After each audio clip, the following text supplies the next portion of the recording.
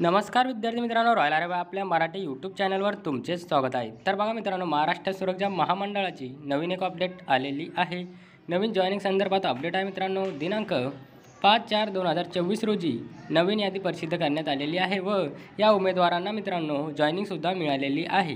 त्यामध्ये कोणकोणत्या उमेदवारांना जॉईनिंग मिळाली आहे त्याबद्दल पुरेपूर माहिती आपण आजच्या व्हिडिओच्या माध्यमातून बघणार आहोत।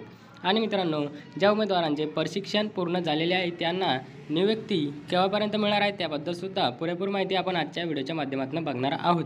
आणि मित्रांनो, नवीन उमेदवारांना ट्रेनिंगची बॅच केव्हा सुरू होणार आहे ते सुद्धा आपण मित्रांनो आजच्या व्हिडिओच्या माध्यमातून बघणार आहोत। तर बघा मित्रांनो, 17 क्रमांक जे 60चे उमेदवार राहिले होते त्यांना सुद्धा मित्रांनो यामध्ये नियुक्ती देण्यात आलेली आहे। त्यामध्ये ॲडिशनल स्टाफ म्हणून मित्रांनो इथे नियुक्ती देण्यात आलेली आहे व संपूर्ण जे उमेदवार आहे त्यांची पोलीस चौकी म्हणजे पोलिसांसोबत त्यांची मित्रांनो नियुक्ती करण्यात आलेली आहे। पोलीस स्टेशनला मित्रांनो नियुक्ती देण्यात आलेली आहे।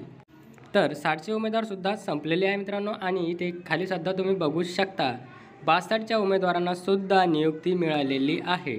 बघू शकता मित्रांनो, 17 क्रमांक 62च्या उमेदवारांना सुद्धा नियुक्ती मिळालेली आहे। मित्रांनो, जे राहिलेले 62चे उमेदवार आहेत त्यांना आता लवकरात लवकर नियुक्तीसुद्धा मिळणार आहे व काही मित्रांनो कार्यालयीन आदेशसुद्धा उमेदवारांना देण्यात आलेले आहे।